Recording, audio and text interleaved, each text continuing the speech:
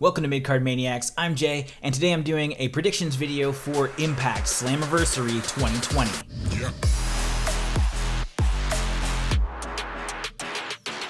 Now, I don't talk about Impact Wrestling that often on the channel, but that will change as we kind of grow and evolve. I've been focusing a lot on AEW, but I am super pumped about Slammiversary 2020 simply for like their women's division. I really like their women's division. It's packed full of talent and unique characters. I mean, I love the roster in general, and of course I was a longtime TNA fan. I fell out of love for a little bit and only recently got back into Impact, probably within the last year. But needless to say, I'm pumped for Slammiversary, so let's get into the card. The first one we'll talk about is the women's Gauntlet match, where the winner will be the #1 contender for the Impact Knockouts Championship. Now there are so many people here. We've got Alisha Edwards, Havok, Kiera Hogan, Kimber, Kylie Ray, Nevaeh, Rosemary, Susie, Tasha Steelz, and Taya Valkyrie, and then I believe Madison Rayne just like injected herself last week. So I'm filming this on Saturday, so if someone else is added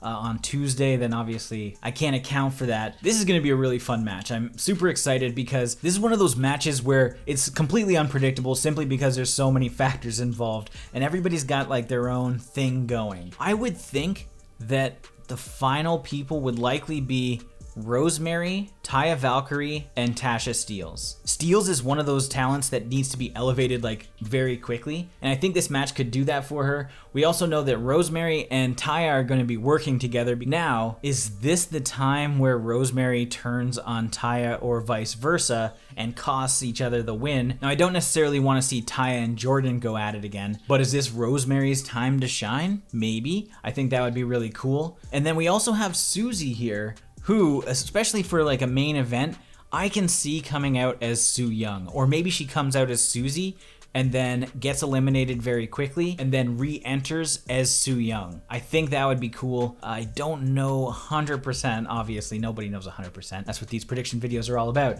If I was gonna pick one, I'd like it to be Steelz, because maybe the Rosemary Taya thing can happen regardless. They cost each other the win, they both get eliminated somehow, and then maybe Steelz kind of just swoops in. I guess we'll see. I'm really excited, and I'm curious if there's gonna be any more surprise entrants, because we do know that a lot of people might debut, or at least a few people are going to come to Impact for the night. Mostly men, but are there any women that are going to show up that enter the Gauntlet match? This is a prime opportunity for somebody that has maybe an existing beef with somebody to re-enter the fold and start a new rivalry moving forward. I think there's a big opportunity. I don't know who that would be. If I think of anything, I will update this. Next up, we have the Impact World Tag Team Championship between the North and Ken Shamrock and Sami Callihan. An unlikely tag team, but we've seen this work in other promotions like AEW with Kenny Omega and Adam Page. The North have had the title for over a year now. As much as I like Alexander and Page, I think their run needs to end.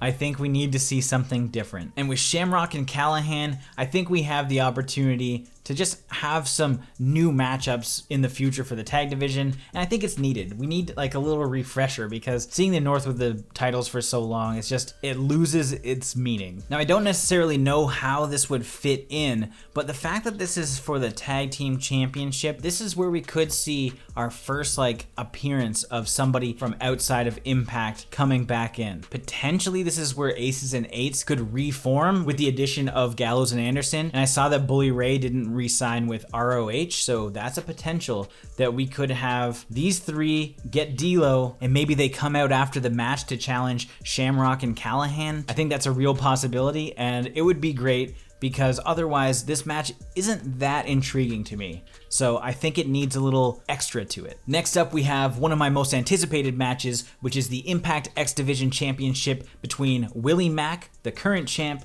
and Chris Bey. Chris Bey and Willie Mack are both phenomenal athletes. They're both super quick, they have really cool styles, and they consistently impress me like every time I see either of them in the ring. But as much as I love Willie Mack, I think it's Chris Bey's time to shine. He's a very hot prospect. There was rumors that he could be going to AEW. Cody was even talking about how he was looking into him, and then shortly after he signed with Impact. And I was super excited because Chris Bey does some crazy things, and I think this match is going to be fantastic. But I also want Bey to have a title, and part of that comes down to seeing his like progress from like a YouTuber reviewing belts. Those videos are still up on his YouTube channel, and he's basically been documenting his progress his entire wrestling career before he was even a wrestler. So I think this would just be a really, really cool moment for him to win the X Division Championship. It would be very emotional, I think, and I think he's very deserving of it because his talent shines. So I really hope that Chris Bey wins this. No disrespect to Willie Mack, I love the guy, but it's Chris Bey's time. Next up, we have one of the weirder matches on the card, which is the TNA World Heavyweight Championship between Moose and Tommy Dreamer. I'm not that excited for this, but I do appreciate it. I think the match will be fine enough. I don't think anything crazy is gonna happen. I think it would be funny if Dreamer takes the World Heavyweight Championship because Moose has been this like big egotistical jackass like flaunting this thing, which basically means nothing at this point. And I think it would be funny for Dreamer to kind of like change his character a little bit and really put Moose in his place. At the same time, I do like Moose with this new like beefed up persona. It's just something fun that's like slightly over the top that just is a change of pace between matches that are a little bit more serious. So I'm gonna go with Dreamer on this one, only because I want it to happen. If it's likely, who knows, but let's give it to Dreamer and see how everything plays out. Next, we have the Impact Knockouts Championship between Jordynne Grace and Deonna Purrazo. Jordynne Grace is actually like my favorite on the entire roster at the moment, and I like her as champ. She's deserving of the title, and she's someone that you can actually like see like, yeah, she owns this shit and no one's taking it from her. So I do like that. So I wouldn't be thrown off if she retains this one. As much as Deonna has been like pumped up, they've been building to this, I don't really know where that would leave Jordynne. If she's kind of removed from the Knockouts Championship run for now, because there's going to be the #1 contender from the Gauntlet match, what's Jordynne Grace going to be doing? Like, I just don't really know where she would then fit in the fold. And knowing that Deonna isn't actually signed with Impact, she's just contracted to do some shows. So we don't actually know what her future looks like because to my knowledge and from everything that I've seen online, she doesn't have like a legit Impact contract. So I think to give her the title might be kind of a weird situation. And I also just don't know what stories could be built with her and potentially the winner, Tasha, Steelz, or Rosemary. Like, I'd like to see that with Jordynne Grace, but once again, I'm extremely biased in the situation. And finally, we have the Impact World Championship that is currently vacant, obviously due to Tessa Blanchard's inability to send in promos, and she was just cut from the roster. It's a weird and shitty thing, and it just kind of adds to the disdain that people might have for her. I like Tessa. I think she's a great athlete, and she was one of the primary reasons I got back into Impact, to be honest, but she continuously proves that she is just not a likable person, which is really unfortunate.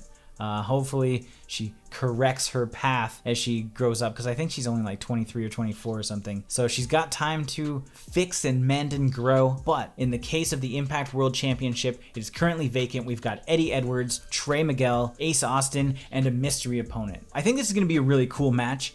And it's going to be great because we know that we're going to have some kind of debut, which has been confirmed as somebody outside of the company coming in. I do want to say that Trey Miguel is fantastic, and I definitely want to see him with the title. That's who I would choose for this match, regardless of who the mystery opponent is. But now thinking of who the opponent would be, the names being thrown around are like Heath Slater, EC3, Eric Young, they have been aggressively hinting at. But I think that he would be really awkward in this match. If he came out as Super Eric, sure, we could have, you know, some superhero kind of battle between Gambit, Ace Austin versus Super Eric, but I don't know. It is likely that he will make an appearance. Whether it's in this match or not, I'm not 100%. I think it would be cool if there was just like a promo or something with a Swinger, maybe dressed as Suicide like he did last week, and Super Eric. I think that would just be like a fun little moment. I don't think he necessarily needs to be involved in any of the matches for Slammiversary. Heath Slater, I'm kind of more on the fence now that we've seen him back with like Drew McIntyre in WWE for like maybe the one last bow is what they're saying. But we've seen WWE backpedal on some of their contracts, including Drake Maverick.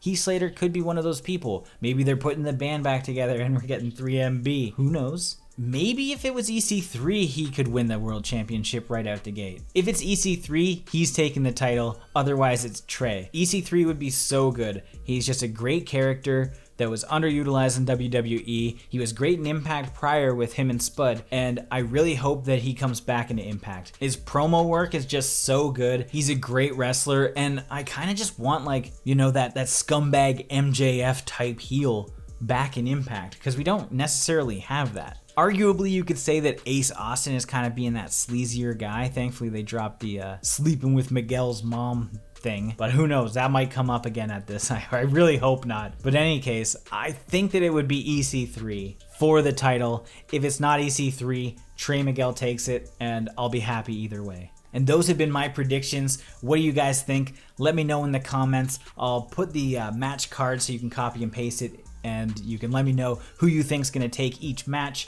and who do you think are going to be the surprise guests or the new debuts for Impact. Let me know what you think in the comments. Like this video, and if this is your first time here, make sure you subscribe to the channel to stay up to date with everything Midcard Maniacs.